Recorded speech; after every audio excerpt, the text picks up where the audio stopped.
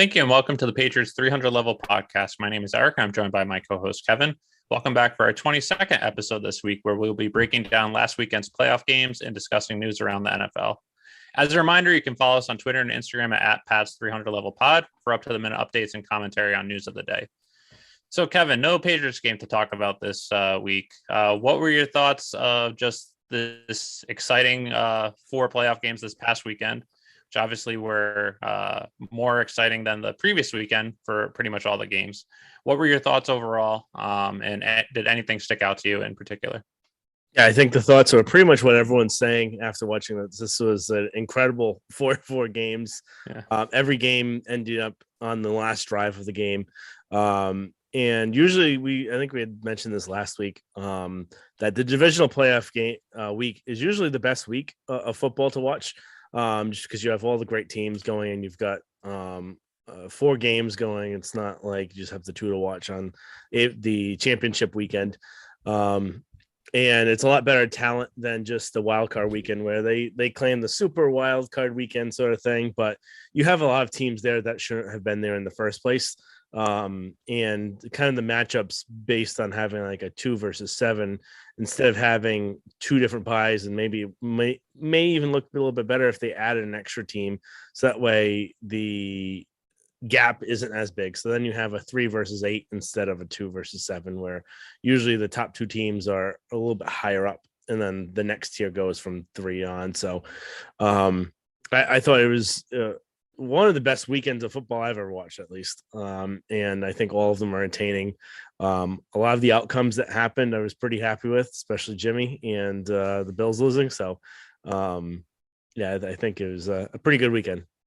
I agree. It was actually nice because it was stress free. I didn't have any vesting interest on any of the teams. Like, there were obviously teams I was rooting for. I was rooting for the Bucks and Brady. I was rooting against the Bills, rooting for the 49ers, but it wasn't that heart throbbing game where you feel like you're gonna have a heart attack in the fourth quarter, aka the Buccaneers and Cowboys games earlier this year. So it was nice to be able to relax a little bit and just watch football and enjoy it. It's sort of like college football for me, where I don't really have a team, so I can just watch football and enjoy it. So it was like that. And then all the games, like you said, every single game ending on the final play of the game. You just can't ask for more than that. And I know I didn't pick most of the games correctly, but I'm glad with how most of the outcomes ended, except for the Rams Bucks game. Yeah. I think we kind of just go straight into it. The Titans Bengals game, the first one. This was probably you guys said the Saturday games were probably the sloppiest of the bunch. And the Titans just gave this away to the Bengals. If they had any decent quarterback play, and you've said this and we both said this, Tannehill's not a good quarterback, and he's really propped up by the running game and by Derrick Henry. And Derrick Henry wasn't right in this game. Yeah. They kept feeding him, and I think they fed the ball too much, and I think they could have used Foreman a lot more. And I think just Tannehill's incompetence and lack of being a good quarterback really screwed them. He had 3 interceptions. He really was the reason why they lost this game. And they had all the opportunities to win this, and he was, I think, one of the sole reasons why they lost this game. Yeah. No, I agree completely. I thought the one thing that helped the Titans a lot was they were able to get pressure on Joe Burrow and sacking him 9 times, which is outrageous. But like you said, this is why I didn't, even with the Titans being the number 1 seed, having the bye, this is why I didn't believe in them, even late in the year when they were without Derrick Henry. But even when they did have Derrick Henry, I didn't believe in them because you don't need a superstar, like one of the top 2 quarterbacks, to win in the Super Bowl. We saw that in 2017 with Nick Foles. We saw it in 2019 when Jimmy almost won. But you do need competent quarterback play, and that's something that Ryan Tannehill just doesn't do. He can do enough to help you or to just get by, but he can't win you a game. And sometimes, like we saw this weekend, he lost you the game. And it just, I know we both mentioned this several times throughout the year and even dating back the past couple of years, but the 2019 offseason, Ryan Tannehill was a free agent. Tom Brady was a free agent. The Titans decided to go with Ryan Tannehill, 4 years, $120 million, $30 million a year. they passed on Tom Brady, who was only asking 2 years, 50 million. They gave more money per year to Ryan Tannehill than they did Tom Brady. It just makes no sense. If they had Tom Brady, I don't know if they would have won last year or this year, but they would have been close. The Titans were the number 1 seed this year with Ryan Tannehill as their quarterback. How good would they be if they had Tom Brady? And then the other thing that sucks for them is this game kind of showed Ryan Tannehill isn't the answer for them. His cap hit goes up from 11 million this year to 38 million next year. So they're kind of screwed because unless something changes and something clicks, they're just not going to be able to take that next step with him as their quarterback. Yeah, I think that's a big thing to mention. We've mentioned it multiple times where how much better off would they've been if Brady was there, and how would, we'll probably get into this a little bit later on, but how would Brady's mindset be if he was there instead of Tampa, where he actually had a coach he respected? Yeah, I would assume he would probably respected, but who knows? He blows. Yeah, it seems like he's running his way out of everywhere right now. But Vrabel, at least you and I believe, is one of the top coaches in the league, and has a lot of football smarts, just like Belichick. But it would have been really interesting what would have happened if Brady went there. I'm actually glad he didn't, just because it'd make it even harder. But just him with kind of having a running game and having Brown is a big piece. I think that would really bode well for them if they did have him. And then the other part in this game too, you mentioned that the 9 pressures that they had on Burrow. Part of the reason why too, though, the Bengals offensive line is terrible. It wasn't good last year, and that's the reason why he ended up getting hurt and tearing his ACL. They're gonna get this kid killed if they don't fix this. And there's plenty of things that you could do as a coach to at least avoid that amount of sacks in the game. I know Burrow kind of holds the ball a little bit too long, I feel like. But having an extra blocker in there, having your tight ends chip, doing those little things that we see the Patriots do when they're having blocking issues. It's just that when you get to 9, how do you get to 9 sacks without trying to do any of those sorts of things? And they just have to watch out with him. Yeah, it's a good point, because in the draft last year, that was the big debate was, do they draft Jamar Chase, who was his favorite target at LSU, or do they draft I'm blanking on the guy's name, the left tackle that the Lions drafted, who is arguably one of the best the best tackle in the draft, one of the best tackles in the last few drafts. And they went with Chase, which we've seen what that did for their offense. But part of the reason why they were finished so low last year is because Burrow got hurt because of no offensive line. And then, like you said, he does hold the ball a little long. And then something that Pat's Buzz on Twitter, I believe it was them, brought up several times was, if you look at the pressures this weekend, which we'll get into in a little bit, the pass rush win rate, I believe the Titans were about 55%, and then the Rams were 53%. So right around the same thing of what Tom Brady was facing versus what Joe Burrow was facing. Joe Burrow got sacked 9 times. Brady only got sacked 3 times.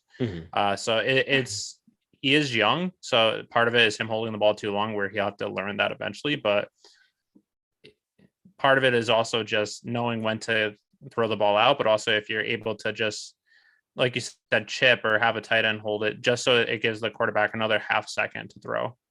Yeah. And I think the big thing is kind of going into the next game, the Packers 49ers game. We can kind of merge these two a little bit. You saw the difference in how Jimmy was in the pocket versus how Brady was in the pocket, where Brady, and he's one of the best at it, where he can maneuver himself in the pocket, avoiding the rush. Jimmy, compared to Brady, and Jimmy I always thought was pretty good at doing that, but for this game, he kind of looked like a statue. I don't know if it's just him getting lost in the moment or the weather or trying to deal with an injury, which he never has dealt with before while playing. So it may be too much on his mind. But the amount that he got sacked from just not moving up or moving a little bit to his left, a little bit to his right, just to kind of avoid that sort of thing. And anyway, we've seen it with Mac too, where Mac is able to, he's not as good as Brady with it, but he looks pretty Brady-like, not saying that he is him in the pocket, but he does have that movement, and something that after watching him this season, it's kind of shocking not to see Jimmy do it. And that was actually one thing I was just going to quickly mention was I am Brady by far, of any quarterback I've ever seen, is the best pocket mobility. He's not the fastest, not going to run, but for sensing pressure, stepping up in the pocket, avoiding pressure, he's by far the best. And that's something that Mac Jones has actually really impressed me this year. Is he's not to Brady's level yet, but for a rookie to be able to avoid pressure in the pocket as well as he does, that's just really impressive to me. Just thought of it now. Just want to bring it up. Sorry for cutting in. No, that's right. So moving on to the next game, the Packers 49ers. This was a completely sloppy game between both teams. Aaron Rodgers choked again. It's his fourth loss against the 49ers. He has as many NFC playoff wins as Tom Brady has. And he's been in the NFC much longer than Tom Brady has. And Jimmy Garoppolo, as much as I love him, looked god awful in this game. They won despite of him, or in spite of him, or whatever the saying is. In spite of him. In spite. That doesn't matter. He was awful.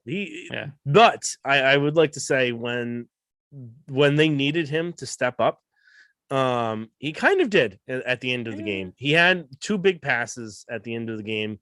He was 5 for 7 on the last drive. And he really got them into field goal position. I thought he actually stepped up, and the thing about Jimmy is we both agree he's not tough, and that's his biggest flaw. But he always wins. And like I said the other episode before, he's got, I think, the third highest winning percentage of any quarterback that's played that started more than 50 games. You don't get that from just being lucky. If it was, you can get it by having a good team around you. If you look get at it Ryan, from being a good team. Look at Ryan Tannehill the last 2.5 years, though. He has a really good winning percentage. He was the number 1 seed this year. It wasn't because of Ryan Tannehill. It was because of the team around him. But there's something about Jimmy where, at least from the thing I remember the most was his first season with the 49ers, where he led, I think it was like 3 or 4, 4 to 5 comeback wins, and just the poise and the command that he had. I think some of that has kind of digressed a little bit as he's been with the 49ers. I really blame Shanahan on this. I think if he stayed with Belichick in the Patriots, I think he'd be a much better quarterback as it is. I don't think Shanahan's utilized him to his best ability. And I think Shanahan kind of still resents having him. And the fact that he's been as tough as he is this year to kind of play through these sort of injuries, and these are real injuries, at least the thumb injury. He's got a torn ligament. He's got bone chips in his thumb. It's not something that's easy to play through. The fact that he's at least trying to go out there, who knows what the shoulder injury is, probably nothing, but let's say it is an AC joint separation like he had before. That's tough to play through. It's not something that's easy. So you got to give him credit there. He just, it looked like all those passes to the boundaries, he was looking to get picked off. There was probably, there was more than a handful of times where he was lucky he did not get picked off in this game. There were 2 that I can think of in particular that should have easily been pick sixes, not just interceptions, just pick sixes that were just horrendous throws. Yeah. But I think the biggest storyline of this game isn't even Jimmy. It's the fact that Aaron Rodgers completely choked in this game. All he needed was to have one drive other than the first drive to win them this game, and he couldn't do it. And I think that's just the big thing. That's the reason why it was some people like Spike King want to entertain Aaron Rodgers coming to the Patriots. I would never want him in this organization. Number 1, I don't think he'd be a good fit with Bill. I don't think he'd be willing to learn. Number 2, he's a loser. He's not a winner. There's some people have that it factor. Some people don't. I just don't think that when push comes to shove, he's a big winner. I think he's all about himself. I don't think he cares more about the team. Puts himself first. He doesn't always run the play that's supposed to be ran. He kind of improvises all the time. And that's just not something you could do in the NFL, especially when all these teams are scheming against you. You can't try and run around and just make a play every single time. So, I agree. I think depends on the situation of if I'd want him here or not. Last year, I'd rather have Aaron Rodgers than Cam Newton, but like right now, I'd rather have Mac just because of Aaron Rodgers' whole demeanor. It always seems like he's causing issues and everything. But like you said, in big situations, he always crumbles. His last two playoff games, this game, and then also the game versus Bucks. the Bucks last year, his last 5 throws of both games were incompletions. And if they weren't, he would have had a shot to win both. Yep. And then the Bucks game, all he had to do was he had an easy path into the end zone. Yep. And what does he do? He doesn't even see it and he throws in a completion. Yeah. And then the thing with him too is that like you said, he is about himself a lot. We saw that this year where part of the reason why he's going to win MVP is because of his stats. But I think they threw the ball, I believe 13 times on the 1 yard line to get him. I think it was like 7 or 8 touchdowns throwing from the 1 yard line. But also a lot of why all the statisticians and all the analytic people are praising him is because of his efficiency. But efficiency doesn't always equate to winning. In the regular season, it can, but in crunch time, it's typically being conservative, where in the playoffs, you have to be more aggressive. And that's something that he just doesn't do. And it just doesn't. I think that's part of the reason why it just doesn't translate to him winning in the playoffs, is he's trying to be more efficient, more conservative instead of being aggressive. Mm-hmm. And then I think the other key storyline of this was the special team play, where you look at the Packers, where I think they're ranked 32nd in the league in special teams. And the 49ers aren't really much better. They're, I think, 28th, or 26th going into the game. But it just kind of shows that all three phases really matter. And you don't have to be number one in special teams, but you can't be number 32. And that's when bad things happen with the field goal block and then that punt block. So it reminded me a bit of the Patriots Steelers game in 01, where that game was more of a blowout per se, but the Patriots only won by 7, and 2 of those touchdowns. That's the game when Drew Bledsoe came in, where he did enough, but he wasn't really great. I think it had less than 50% completion percentage, 1 touchdown.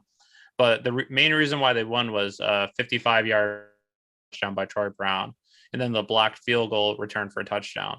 So 14 points off special teams, and they only won by 7. And that game kind of reminded me of that too, where it wasn't the exact same play, but it was kind of not really efficient on offense, but special teams is what when teams weren't really, a lot of teams overlook special teams. And it seems like that's what the Packers have done all year, and it finally caught up to them. Yeah. 100% agree. So it should be interesting to see what happens now after this loss, and we'll get into that in a little bit. Going on next, Rams Bucks. This game really kind of reminded me of, everyone says the Atlanta game with the 28-3. Yeah, I think it's less about that and more reminds me of that Chargers game back in, I think, 2006. The playoff game. The playoff game. Yeah, that was 2006. Yeah, 2006, where they had no business winning that game. And that's the one where Troy Brown ended up punching out the interception to cause a fumble and get the ball back afterwards, where the Rams did everything to give this game back to the Bucks. It wasn't really Tom having this great second half where he was unbelievable. They still weren't that good in the second half. They scored more because they were giving the ball more, and they did a little bit more with it. But I don't think this is a fantastic Brady performance in the end, as much as I would like to say it was, to kind of make that storyline. I think it was more just about the Rams crapping themselves every point they could get. They had the fumble before halftime with Akers. And then you have the fumble at the end, where all he had to do is, if he did not fumble there, they would have won the game, because he was basically going to get a first down on that drive. I know it was a little bit short of it, but by the time he goes down, he's probably getting that first down.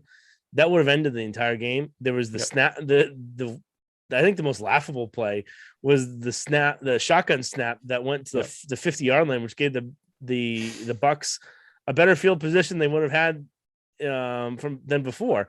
So they just did everything to try and lose this game. And part of it, I don't think most of it really wasn't on Stafford as much as I would like to blame him, because I still think he's a choke artist. But the Rams, my God, they did not look good in this. Yeah, for me, it actually reminded me a lot of the 2015 AFC Championship game, where Brady was under pressure the entire game, a lot because of Von Miller. Mhm. And then they had no business winning that game either, but he fought back, fought through the pressure, and then found a way to at least bring it close near the end. 2015, they got a touchdown with, I think, 12 seconds left, and then they just didn't convert the 2-point conversion, which would have brought it into overtime. This time, with 30 seconds left, 38 seconds, they score a touchdown to tie the game, and it should have gone into overtime. I thought Brady was good considering the situation where he was under duress the entire time. He was throwing to 4 of his top 6 wide receivers were out of the game, and then he was throwing to an older Gronk. So I know he still had Mike Evans, who's a Pro Bowler, but still, given the situations, the amount of pressure he was under, especially with the left tackle and right tackle being out of the game, I thought he played really well. But I think more of it throughout the entire game, I still had faith that the Buccaneers could come back and win, just because we've seen Brady do it so many times, even when they were down 27-3. I was just thinking back to the Atlanta game, and the only similarities with the Atlanta game is the score, 28-3, 27-3, and the Rams kind of crapping the bed, whereas the Falcons, it was the dumb calls by the coaching staff when it was they were in field goal range, and they decide to pass, and then they get sacked and get out of field goal range where a field goal wins the game, and that type of stuff. This game was more just turnovers, unforced turnovers. But my God, I just don't. I really wish the Bucs won, because that would have been a hell of a storyline for a team that goes all in to shit the bed in the last game in the second half. But I don't know how you can make all those errors and then still come back to win, which just Todd Bowles. But yeah, I think there's one thing too about this game, where the play calls that they had, where this is something where this wouldn't usually happen on the Patriots. Sometimes it did this year, but usually where Bill goes in and he identifies the 1 or 2 players that are going to give your team the most trouble, and he will not let that person beat you. And going into this, you have to know that Kupp is their number 1 receiver. You have to do anything to not let him beat you. You have all these other players, and they are kind of deep on the wide receiver end. They've got OBJ. You got the Jefferson's other good. Yeah, but you have to know that you can't let Kupp beat you, and you also got to realize they've only got how many seconds left? 30. I think 30 or 5 seconds with no timeouts. Yeah, and so this is a little bit different than the Kansas City route, where if they have no timeouts, they have to try and make the play there. Whereas Kansas City at least had some timeouts. But you got to go into somewhat of a prevent defense, maybe not completely, but you got to guard the boundaries, and you got to make sure that if they do get a play, they're inbounds and they kill a lot of clock, and you don't have big plays. And what do? They let up 2 huge plays to Kupp, and that just was a killer. You go with an all-out blitz, cover 0 with a safety covering Kupp. I don't understand, at least if you're trying to be aggressive and then you have your best cornerback covering him, but you have a safety with no help over the top. I have no idea what the hell he was thinking. Yeah. You would think, if anything, he's had one of the best receiver years of all time. You have your best cornerback covering him, or your second best cornerback covering him with safety help over the top. But to just have a safety covering him and to let him get by you. And that's something that happened earlier in the game too, where Kupp got a long touchdown because he just got by the defense, where he's the one person that you just know you have to either double or you just can't let get by you. Yep. So it's not like that's the first time it happened. It was twice in that game, and I don't get it at all. Yep. And if I was another team, number one, I would have second thoughts about Bowles, just because I don't think he was that great on the Jets. But no one's really great on the Jets. But some of his calls in this game, I know they don't have the players to really make some of them, so you have to be a little aggressive, but you have to be a little bit smart too. The other thing about this game, I was going to bring this up after we talk about the Bills Chiefs game, but after this weekend, if I'm an owner, I don't understand any way how I could hire Todd Bowles or Leslie Frazier to be my head coach. Not only to hire them internally, but also just how you sell that to the fans after what happened this weekend with both of them. Yeah, I think that's a big point to bring up. And then just another part of this game that I didn't even think I asked you about this before, but Brady's demeanor in this game, it's something that reminded me. I know we've talked a lot after this, just what he's been saying. Sounds a Yeah. lot like back in 2019, but his demeanor in the game too. He never had that look on his face like he was going to be coming for you, that he really wanted to Yeah. win. He was really invested in this game. It seemed like he just didn't really want to be there. Yep. And the only time he looked like he had that fire in him was when he was yelling at not Ed Hockley, at Sean whatever Hockley? whatever Hockley's son's name is. Yeah. I think it's Sean. That's the only kind of fire in him that we really saw. Even after the touchdown, he didn't have that excitement that you usually see when this sort of thing happens with him. So it's something to watch. I think that's in our 15 questions, which is triple the questions that we usually will have. But we can kind of really discuss that a little bit more in depth then. No, I just quickly talking about that. That was something I noticed too. Not only during the game, he didn't have that crazy Tom Brady look, but even after the game, typically after a loss, he's pissed. He won't talk. Usually, he'll just either quickly do a handshake or won't even do it and just goes to the locker room because he's pissed off about how they lost. After the game, he was laughing, talking with people from the other teams, which I have never seen in my entire life from Tom Brady after a loss, let alone a playoff loss. So that was something that we'll talk about a little bit, but I don't know. I think you know how I feel with this. Yeah. So going on the last game, Bills Chiefs so they saved the best for last for this. Not the best defense because I think we'll talk about this in shortly. It was part of the problem, I think, where it made this such a huge swing and kind of made some people kind of overreact after this game. But it was a really great game to watch, really entertaining, insane amount of points scored the last 2 minutes. I haven't checked, but if I would assume that's got to be some sort of record, at least a playoff record. I think it was 25 points the last minute 53 of just regulation. Mm-hmm. And it's just something unheard of. And it was crazy to watch and fun to watch. And it was really nice to watch the Bills lose. And I think that the thing like from this game, and we'll be asking this a little bit later on, but Josh Allen's kind of emergence in this game of kind of stepping up in the big light where usually he crumbles.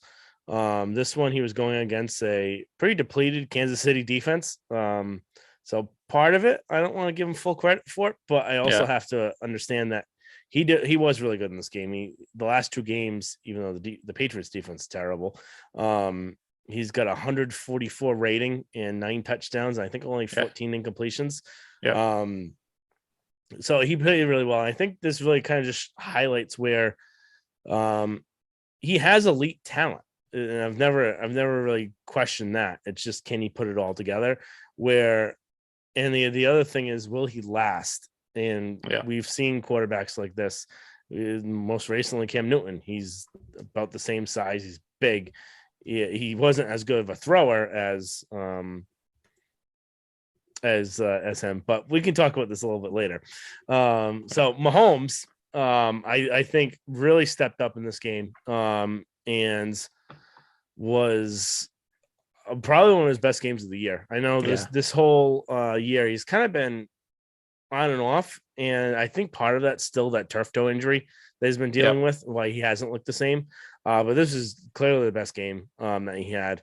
And it was actually kind of fun to root for him, where I usually can't stand him just basically because of his brother and his partner. Yeah. No, I agree. I thought Allen had a hell of a game, and just the last 3 games that I've watched of him, the Patriots regular season game, the Patriots playoff game, and this game, he was just unbelievable. Seemed like he can't do anything wrong. And it looks like he's taken that next step. We'll talk about it in a little bit what we really think, but he had one of the best 2-game playoff stretches in history, and you have to just give credit to him. Mahomes, like you said, had a game of the year. I think part of that is due to the Bills' defense and the strategy that they had. They were allowing a lot of. This is the thing that I don't get, and a lot of teams do this. They allowed Travis Kelce free release, and especially the last 2 minutes or the last 13 seconds. But Travis Kelce is such a little bitch and such a baby that if you just pressure him, that's something that Bill has always done, is you get in his face, jam him at the line, and get him off his route. he just can't run. He's not the same receiver, not the same tight end. And I don't understand why the Bills didn't do that. I don't understand why Lions don't do that. And just the one thing that just stood out to me is that Tyreek Hill touchdown. Mhm. His speed is just unfathomable. How I have no idea on a crossing route with people in front of him just to outrun them from even when people had better angles. It was fun to watch, actually rooting for the Chiefs to just see that touchdown. But boy, is he fast. I know, and that's something I looked up right after the touchdown because I gotta see how fast this guy is. I was like, what's this 40 time? It's got to be like 4.2 or like something insane, like 4.1, 4.19, 4.15, and he ran a 4.29, which is still fast, but it's not something where what you see. So I don't know if it's just something where he didn't have a great time, or maybe it's just because he also did have he did have the off-field issues right around the time of the draft, which is why he fell. So he might have not been training appropriately. Yeah, but so that could have been it. But just the balls of him to give the peace sign to someone that's 5 yards in front of him is just insane. Yeah, it's one of my favorite memes after the game. Saying it's psychotic that knowing that you're that fast to outrun someone in front of you. I think the other thing that comes out of this game where McDermott's going to may not live this down if they never win a Super Bowl. Yeah, where his coaching decisions at the end of the game really killed him. Where you had the opportunity, where I get not wanting to scrib it because you never want to make them, like, let's say it bounces out at the 40 or something like that. Yeah. Or they like fair catch it at the 40 where it does the same thing. Yeah. But if you could pooch kick it, which the Patriots do all the time, where you get it to the 5-yard line, or you get to the 10-yard line, you force them to run them out.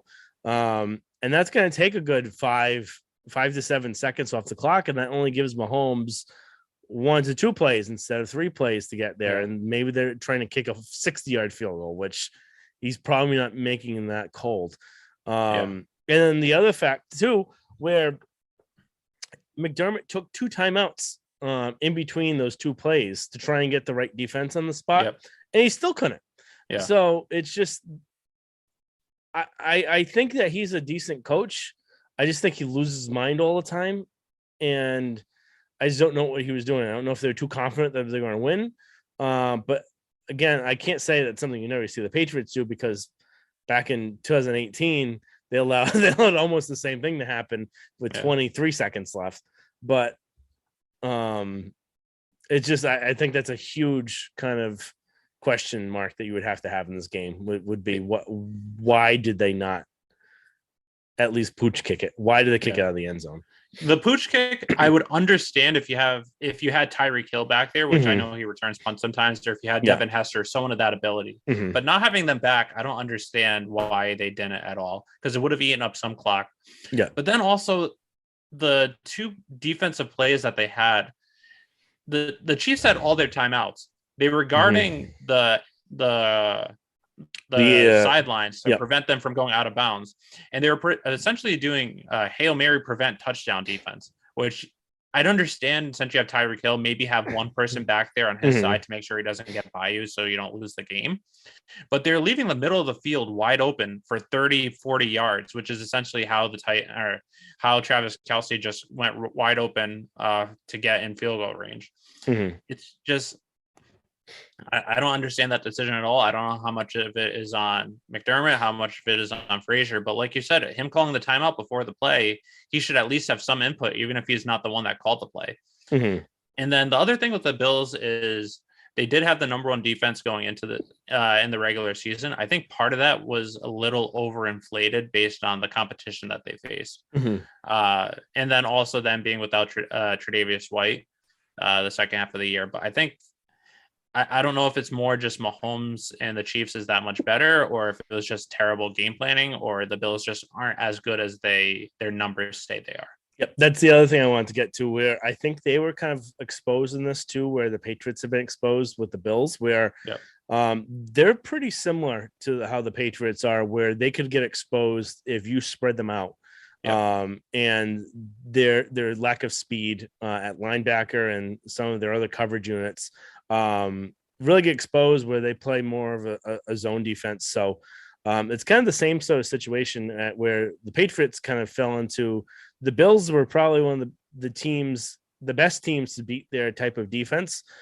Chiefs Yep. would be the same sort of thing, but you get a team that could spread you out, and that's when they really get exposed. And the same thing really happened to the Bills, where they have a similar type of defense for this year. And also, you look at the strength of schedule for that they had to play. Their defense kind of got propped up a little bit more than it really should have been.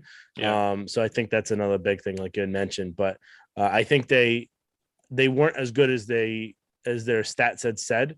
Yeah, I think they got exposed by one of the few teams that could expose them in this situation, where the Patriots may not be able to just because they don't have all the weapons to do so. Yep.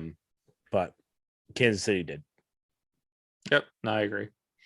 And then overtime, I don't think there's really much to really recap. I just think it was an amazing kind of catch and play by like Kelsey and Mahomes. Yeah. And you really knew pretty much whoever got the ball was probably going to go down and win it, unless Allen would pee down his leg. But Yeah, I've not much more to add. I know we'll get to it in a little bit too, but all right. nothing else really. So this weekend, so we usually do 3 up, 3 down because there's so many great games. And 4 games. We're gonna do 5 up, 5 down. Next week we'll probably go back to 3 up, 3 down for the week. Yeah. So if you want to give your first one, we can kind of quickly just go. I'll just give my 5, and then you can give your 5. All right. My 5 were Josh Allen. Nothing much more to add other than before. He was just unbelievable again. Yeah. Patrick Mahomes had his best game of the year. Yeah. Gabriel Davis, my number 3, where he had 4 touchdowns, and then if the Bills got the ball in overtime, he could have had a 5th touchdown.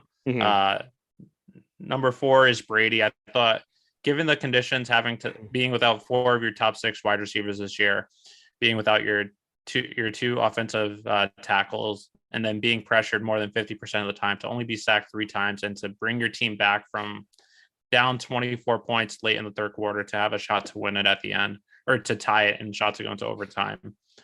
And then number 5, I had the 49ers special teams. Okay. So mine were half similar. So I've got Mahomes. Again, I think this is the best game he's played this year. He really elevated the team, played really well. Running game, passing game was really good in this game. Josh Allen, I always hate to say this, but he had a really good game. Again, looking at him, you get a question like, how do you even stop him when he's on? Where he's so big and like powerful. Where how are you going to stop him when he's almost indefensible on those quarterback runs? And I think that's something that they've done a lot more of since that wind game. Where I think they started really more at the second half of the Bucs game, where they kind of unleashed him, and they've used him a lot more in that fashion. And he's really tough to bring down. So I think that's something that's really improved in his game recently. Gabriel Davis, like you said, 4 touchdowns. He's turned into a really good player recently. I remember being a little afraid of him after that Patriots win game, where he had that crossing route touchdown into the end zone against, I think it was against Mills. But he was a really good player in this. Eric Armstead from the 49ers, defensive lineman. I thought he got a lot of pressure on Rodgers. I think he looked pretty good in that game. And another defensive player, Logan Wilson, linebacker from Cincinnati. He was really all over the place in that game. And I thought he got some pressure and got some good coverages and good run stuffs. So those are my 5 up. And then just talking about Gabriel Davis, just one thing is one person that was drafted ahead of Gabriel Davis in the 2019 draft, Dalton Keene. Yep. Patriots tight end / fullback / injured reserve, or 2020 draft. Sorry. So someone that's barely seen the field in 2 years with the Patriots. Yep. So who's your 5 down? 5 down. I've got Sean McDermott for his completely mismanagement at the end of that game. Yep. You can complain all about the overtime rules that you want. We're going to talk about that next. But you had 13 seconds to stop him. You had 13 seconds to come up with a plan you could pooch kick it. Then you've got probably 8 seconds to worry about. That's 1 to 2 plays. But they did none of that. Aaron Rodgers was my next one. complete choke artist like usual. He could have put the team on his back and won that game. He did nothing of that sort. It doesn't look like that team is built to win in Green Bay, where they just the cold, the snow, just doesn't seem like they're really part of it. I know a lot of times they practice indoors, which I feel is it's not great to do. And I think we both agree that, and a lot of cold teams do that. Patriots don't, but I think that could be part of the problem with them. Ryan Tannehill is my next one. 3 interceptions. If he didn't have one of them, they'd probably win the game. He really handed the game to the Bengals. Micah Hyde and Poyer, combination one. They're supposed to be the 2 best safeties in the league, or at least in the AFC, and they did nothing really to stop Mahomes in that regard. And last one, Todd Bowles, or as I like to say, Todd Bowles, where he kind of shit the end of the game away by that coverage scheme against Cup. Those are my 5. Yeah, so I had a lot of similar ones. There was a couple I'll get that I didn't, and I'll explain why. Or there was just the top 5 I thought were so bad that I couldn't include the other 2 I was thinking of. Number 1, the Bills coaching. Oh. I was gonna say James. We'll see. Number 1 was the Bills coaching staff of both McDermott and Leslie Frazier. They just were terrible all game, or their defense just couldn't stop Mahomes at all. I know they're going up against a good defense or good offense, but those last 13 seconds in overtime, just like you said, decision not to push it or squib it, and then just allowing free release, essentially doing Hail Mary prevent defense instead of just normal defense. So that's my number 1. Number 2, Todd Bowles, just allowing Cooper Kupp to get by you the entire for 2 different big scores, and then just that last play on Cooper Kupp, an all-out blitz with a safety covering the best wide receiver in football. That's just inexcusable. Number 3, Ryan Tannehill. Like you said, he lost the Titans the game. He was just horrendous, and that's who I've always thought Ryan Tannehill is, and that's why I didn't fear the Titans this year or last year or the year before, just because I don't think he can win you a game, and more than likely he could lose you a game like he did this week. Number 4, the Bengals offensive line, allowing 9 sacks, allowing the Titans to have a rush win rate of 55 or 58%, which is insane. And then my number 5 is the Packers special teams, where they're ranked last in the league this year, and it kind of showed why. They allowed the blocked field goal and then the blocked punt for a touchdown, which lost them the game. The other 2 I wanted to include, but just couldn't, was Aaron Rodgers, like you said, and then Jimmy G, or I just thought he was absolutely horrendous as well. But unlike Tannehill, his team was able to do enough around him to help win the game. All right. Yeah, we have pretty similar ones there. We're going to go to a lightning 15 questions, try and get them as quick as possible. First one, do you like the current overtime rules, or should they be changed? And if they should be changed, what's your proposal? I like the rules just the way they are. I think when they changed the rules in 2012, I believe, when they changed it from before, it was just sudden death, where if you kick a field goal in overtime, you win the game. I thought that was a little too ridiculous. We have to go 30, 40 yards to end the game, and especially with improved time compared to kickers in the early 2000s, where field goal percentages were much lower, especially from beyond. I think now is good because it's still tough to get a touchdown. Some people were bringing up the Falcons Super Bowl where the Patriots won, saying the Patriots won the coin toss and then that's why they won the game. But if you look at it, the Patriots defense stopped the Falcons the entire second half. Football is essentially 2.5 teams. It's offense, defense, and special teams, where special teams a lot of the times won't have a huge impact on the game unless it loses you the game, like the Packers. But it is offense and defense wins championships. So if you do lose the coin toss, your defense still should be good enough to help you get the ball back. We saw in, I believe it was the 2018 playoffs as well, where people were complaining about the OT rules after the Patriots Chiefs game, but they didn't bring up that the Saints who lost after the controversial no pass interference call, no pass interference call. They won the coin toss in overtime. They just couldn't get the touchdown, and that lost the game. The Rams defense was get the Rams offense the ball back. At least in the regular season, or since the new rules have passed, I believe teams have only scored a touchdown that won the coin toss less than 25% of the time. So it still is tough. I know in the playoffs, it's a lot more heightened adrenaline. So you might get drained more quickly, but still defenses win championships. And if your team isn't able to stop another team going 80, 75 yards to get a touchdown, I don't know if you really deserve to win. Yeah. I agree. I like the way that it is as well. I think it really emphasizes that the defense as well. It's not just offense, where a lot of people get hung up with like, oh, we're watching this great offensive like duel, and the other one should have the chance. Well, they would have the chance as the defense just stopped them. And that kind of just totally throws out defense if you do that. I think one option that I wouldn't hate would be something that Bill has proposed before, where you go to a non-sudden death and it's a 10-minute period, or I guess it'd be called a quarter. Well, some of the quarter because it's the last part, but a 10-minute round where you just play it out. And then at the end of the 10 minutes, if you're still tied, do another 10 minutes. So that wouldn't be bad. So if they did want to change it, that'd be the only other thing I'd want them to go to. The only one other thing that I actually heard that I didn't hate was if you do something either before the game where, going into overtime, who's going to get the ball, either the home team, since it's the playoffs, they have the better record, or you do something ahead of time where that will possibly change how teams play the fourth quarter, especially if it's going to be a tie game where if it's fourth and 2 and you're going to kick the field goal to go into overtime, but you're not getting the ball in overtime, maybe you go for the first down instead. So that's something I wouldn't hate. I like the current rules better than that, but that's something that if teams knew, I think that would definitely affect the strategy more.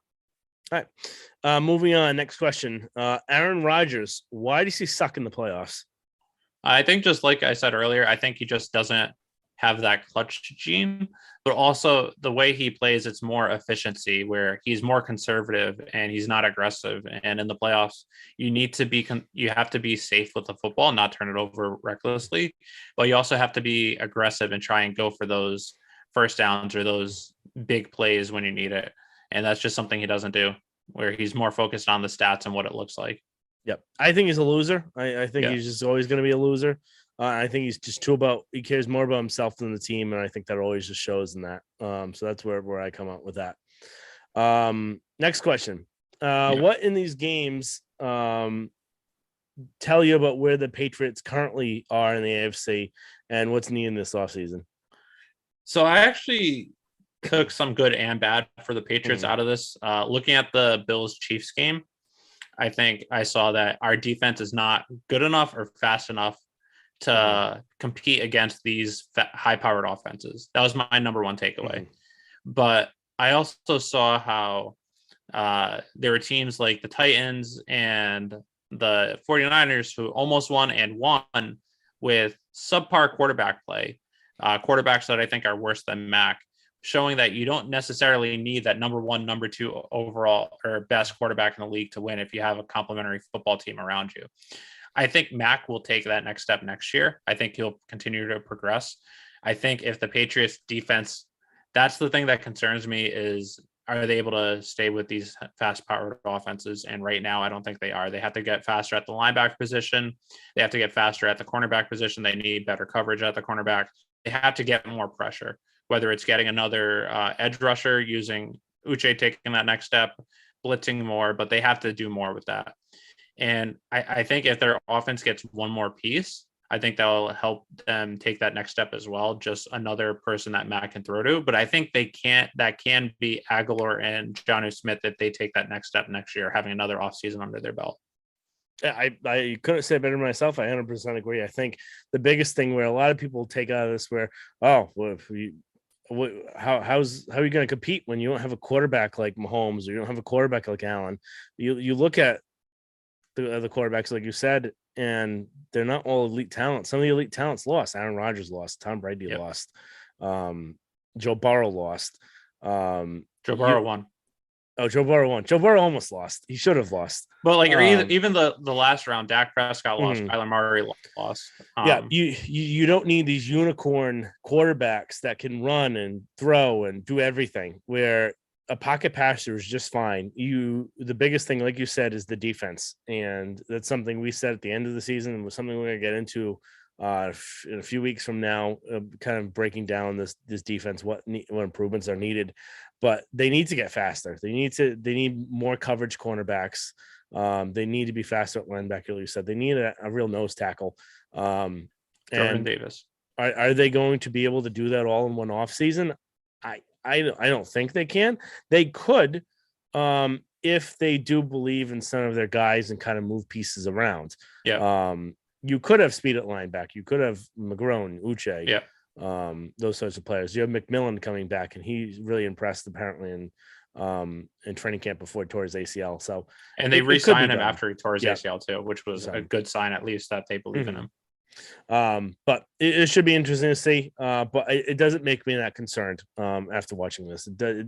I think they're closer than a lot of people think after watching this. I think it's those kind of unicorn games that really shock people, and they kind of overreact, and it's kind of recency bias. No, I agree. So the next question, we talked a little bit with this. Was this Tom Brady's final game? If you asked me this 2 weeks ago, I would say 100% no chance. I don't know. I really don't know.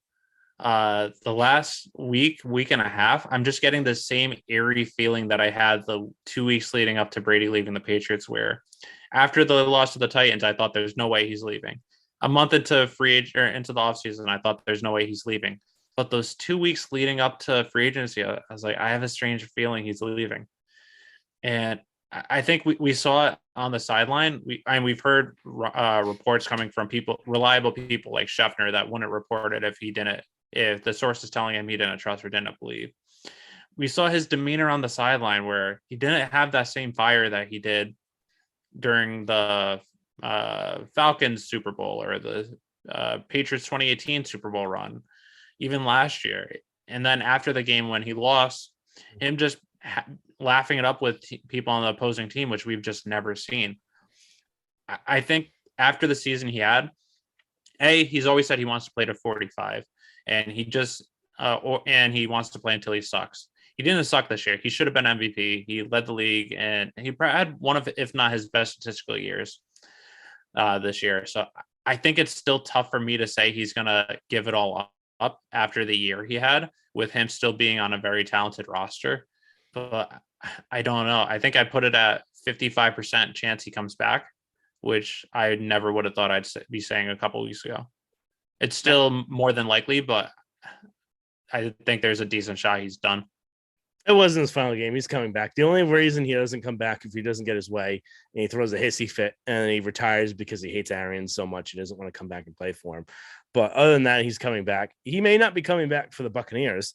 And I think one thing that could be interesting is if he forces his way out and where's he go next? 49ers make a lot of sense. Goes back home. They finally get him, gives Lance another year to kind of develop underneath him.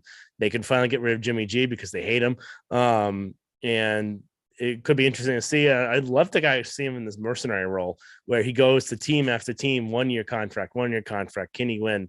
And I think that actually kind of really reinvigorate him a little bit.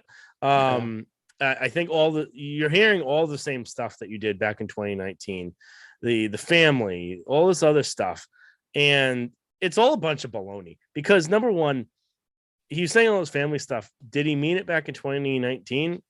No, because when he came to the Bucs, he was back at OTAs. He was working out all the time. He was working out when he wasn't even supposed to be working out with the players. And what is he going to do if he does retire? He's going to be expanding TB12. He's not going to be with his family. He's going to be going out to all these different meetings, trying to reinvigorate the brand, meet with all these different places, go everywhere. It's not going to be spending any more time with them. It's just all an excuse to try and get something that he wants. And I think it's all a bunch of baloney. I just like you said about the coaching though, is do you think he'll be able to put up with Kyle Shanahan? I think he could. I think Kyle Shanahan's also a loser, but I think he's better than Bruce Arians. I think that's fair. Next question: where's Aaron Rodgers playing next year? This is a tough one. I know you're going to disagree, but my gut tells me he's back in Green Bay just because there isn't really much better options for him to win other than Tampa if Brady leaves. If he goes, some of the rumors were if Broncos. I don't know if he's not going to win the division, and if he's with the Broncos, Patrick Mahomes and the Chiefs are going to win, and then there's a good shot, at least based on talent, that the Chargers should be the second best team.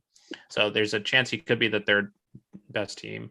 I don't see him going to the Saints because of their salary cap situation. I don't see the Packers trading him to inter-conference rival.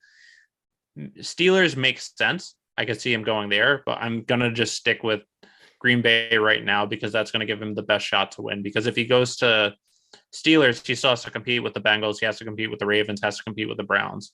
So I think being in a division where every other team is rebuilding, I think the best place for him should be the Packers. And then I wouldn't be shocked if he goes somewhere else, but my gut is just telling me he's going to stay. I originally was going to say the Broncos on this, but the more I thought about it, like you said, for some reason he wants to go there. And a lot of the quarterbacks want to go there. I don't know why. Yeah. They have some good receivers, but I'm going to change my decision and I'm going to go with the Steelers.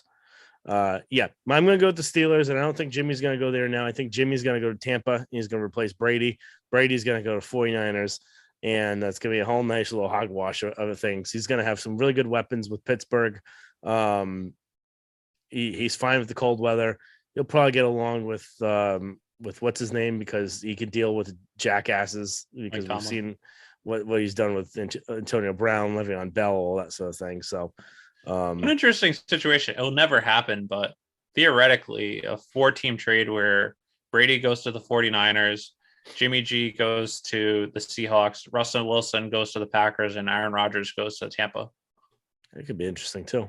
Yeah, it never happened, but it makes sense if all those people want out and then they're still getting a quality quarterback in return. Yeah. Other than the Seahawks, but. All right, next question. Is Josh Allen the real deal? I think he is. It kills me to say because I've been before last season. I thought Jarrett Stidham was going to be the number one quarterback in the division over Josh Allen, but I didn't believe in him. I knew he had talent. I just didn't think it could put it together. But after seeing him play against the Patriots twice and then against the Chiefs, and it's tough for me to really say that he's not. The thing that does concern me is he does have those off games where he had those 3 really good games, but he had horrendous performances against the Jaguars, the Colts, Panthers, Falcons, and Jets. I think part of that is still him being young and still having inconsistencies, but as long as he doesn't get hurt, which is no guarantee based on his play style, I think he really is. I think he's just going to keep getting better. But we'll see next year if how much also has to do with Brian Daboll. If Brian Daboll leaves, is a lot of his success Daboll helping show him and help him get in through, sort of like McVay did with Goff. I think Daboll might have a small contributing factor, but I think Allen really is that good. I'm going to say it depends on what we define as the real deal. Is he a very good quarterback that is a top 10 quarterback? Yes. Is he an elite quarterback? I'm still not going there. I don't think he's elite. I think he's right below elite because I still think he needs to show me what does he do against a good defense where he did not go up against that against the Patriots. He didn't go up against that against Kansas City. And the Patriots before that. So I need to see him against a good defense where they could actually try and stop him with different coverages and that sort of thing. And I want to see him without Brian Daboll. Those are the 2 things that are left on my bucket. If I had to rank him right now, I'd say he's probably a top 4 or 5 quarterback right now. And he's just right outside there, but you don't see elite quarterbacks have as many stinkers as he's had this year. Unless they're injured. So Patrick Mahomes, I still think there's that turf toe injury, which is why he was up and down this year. Aaron Rodgers, Tom Brady. you don't see that many bad games out of them. You see one, you see maybe two. You don't see five. Yeah. It's just a large number from someone where I can't say he's elite if he had that many.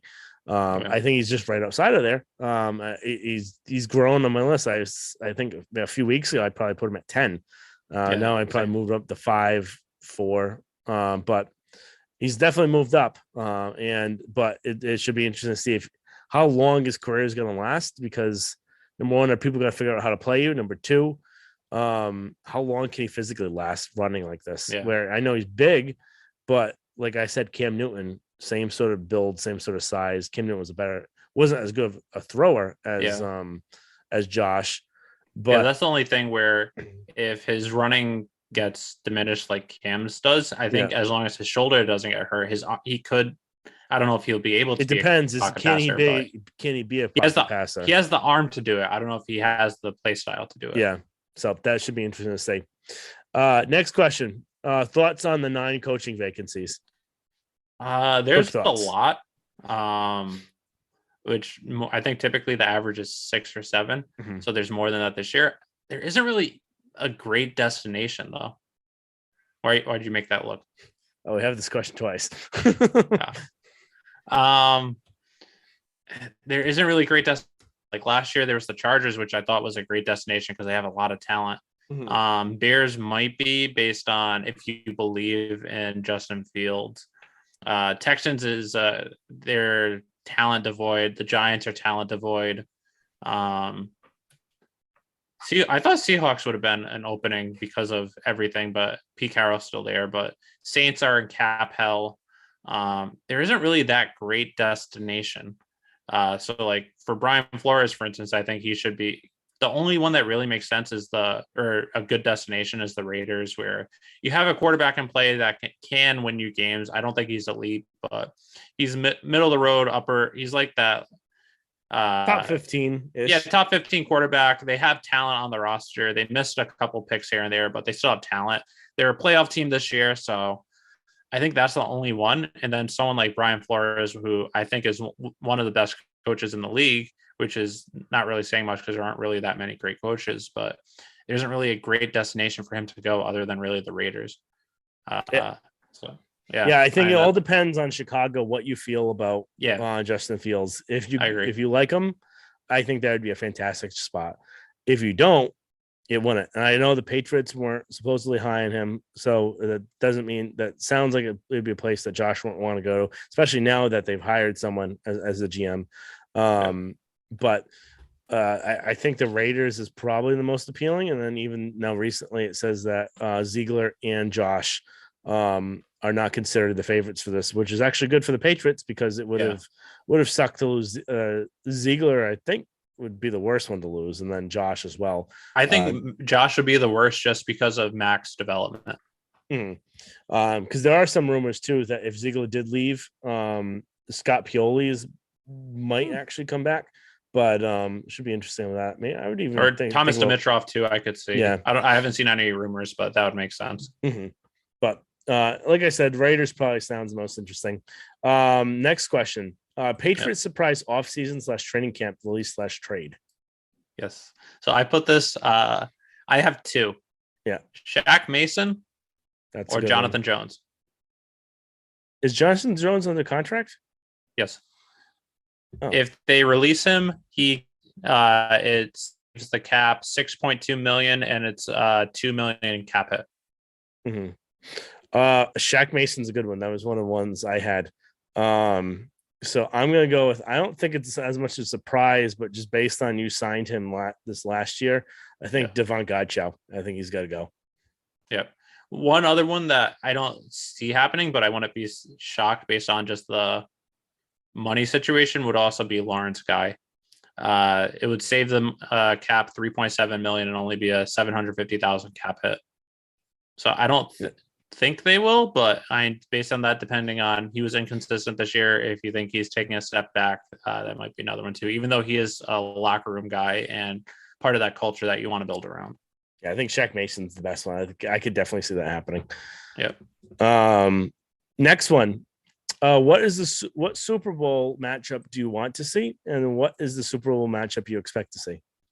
I want to see the Bengals and the 49ers because I don't really like the Rams, especially living out here on the West Mhm. Coast, being around a lot of Rams fans. I just don't want to see them. I was going to say happy, but they can sometimes be obnoxious. And then I don't like how they went all in. Usually that doesn't bode for success. I think that could set a trend around the league, which might actually be good for the Patriots, but Mhm. I don't want to see the Rams. So 49ers. And then I just don't want to see the Chiefs in the Super Bowl again. So the Super Bowl I want to see is Bengals 49ers. I think we're going to see Chiefs and Rams. Same exact thing. I want to see the 49ers Bengals. I want to see Jimmy G win it. And it's not going to happen though. It's going to probably be the Chiefs and the Rams, and the Chiefs will probably win. Yep, I agree. Next question.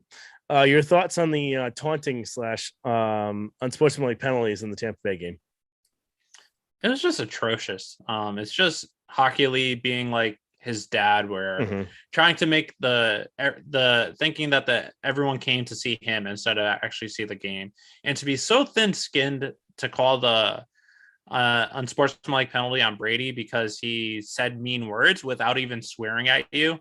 I don't get it at all. You have to know the situation, you have to know the place, and I just it's the reffing in the NFL the last, I'd say 10 plus years. It seems like it's getting worse and worse every year. And then this year, especially, was just atrocious. But to call those penalties in a key game like this in the playoffs, it just makes no sense. And it's something that the league has to find a way to correct, where either someone from the league office can overrule them if they're about to make a penalty like that. They can, if the league thinks that in that situation it's not warranted, they can overrule it. I doubt that'll ever happen, but they have to do something to correct the officiating as a whole in the league. Yeah, or they're going to be able to fire them easily, or something where they should not be on the next playoff game based off that. I think the entire game was trying to be made about themselves, and not about the game itself. And in the playoffs, you're supposed to throw less flags, make the players play, and Hockey Lee did the exact opposite. And he's just like his father, and probably even worse. I think it was ridiculous.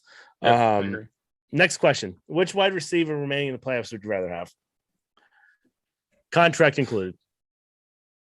Contract included. I'd have to go with I'd say Cooper Kupp, just because he does everything for you. He can be that slot type receiver. He can be the slot type receiver. He can go deep on you. He'll catch pretty much everything.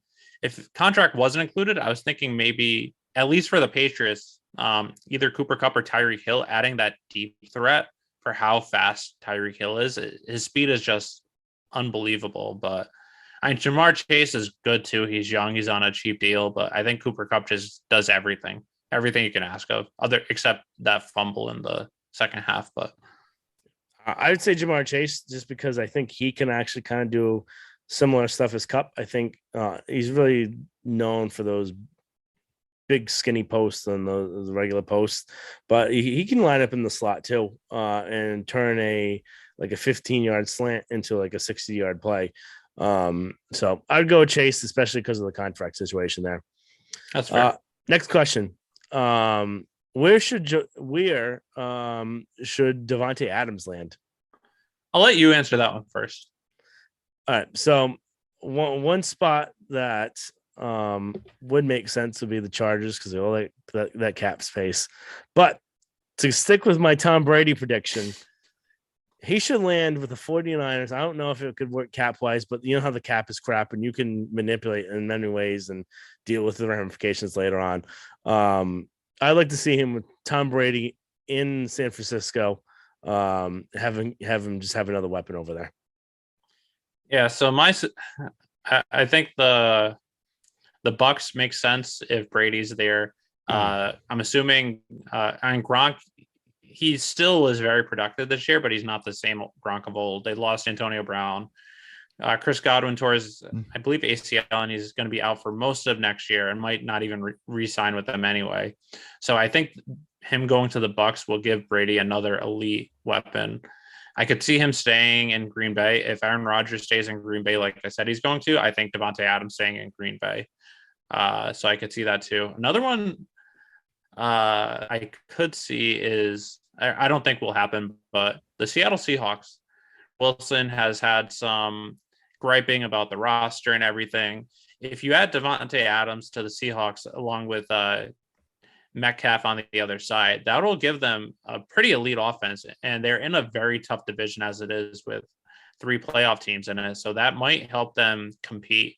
I think their defense is still lacking a lot, but it'll give them another threat where they can at least try and outscore other opponents.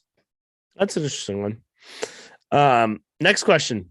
What are your thoughts on Sean Payton retiring? Do you think he's actually going to be retiring for long? And what do you think were the reasons? Or not even what do you think were the reasons? What you just thought about the whole situation? I could see him retiring entirely and then just pulling like a Bill Cowher where he just does TV. It's a lot more relaxing. I think ultimately he's going to retire, take 2 or 3 years off, and then go back to coaching. I think just the situation that he's in right now with the Saints where they don't have a quarterback, they're in cap hell again. They're probably not going to win the next couple of years, especially if Tom Brady stays in there, even though he does have the recipe for beating Tom Brady. I think just him, it wasn't worth the stress, especially at his age, which he's only 58 or 59, so he's still young. Mm-hmm. But I think for him, he just didn't want to have to deal with an entire rebuild. And I think based on everything that he's done for the team probably knows that too, and they're comfortable with that, where he'll take a year or 2 off and then maybe go to Dallas or go somewhere else. Yep. That's my thing. I think he'll take a year or 2 off, get probably around the same amount of money from Fox replacing Aikman if Aikman goes to Prime. And then I think when Dallas fires McCarthy, that he's going to be the next head coach for Dallas. Because there was an interesting story out there where they were originally going to trade for him a few years ago, but that was ended up being nixed because of the whole Antonio Davis.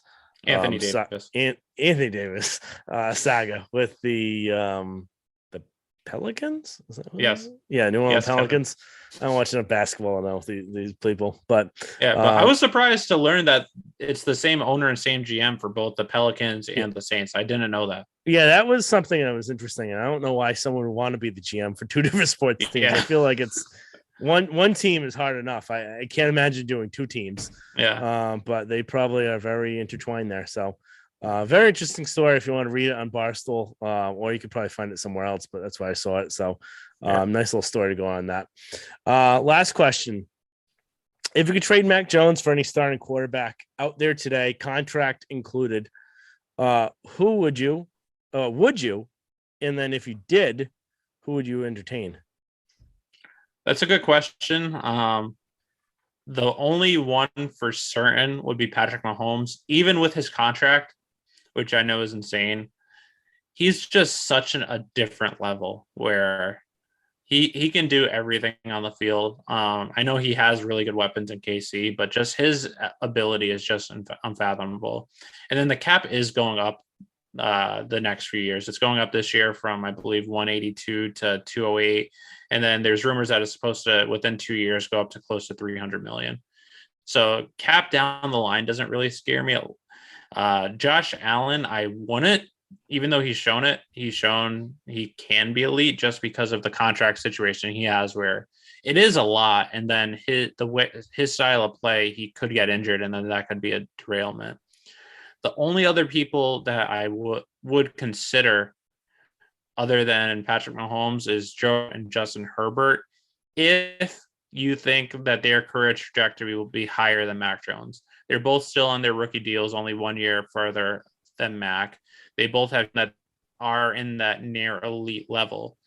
It just, if you think Mac can get to that level and you think he's not going to get to where Justin Fields or Justin Herbert and Joe Burrows is, then you trade them for him. And the thing, I'll just leave it at that.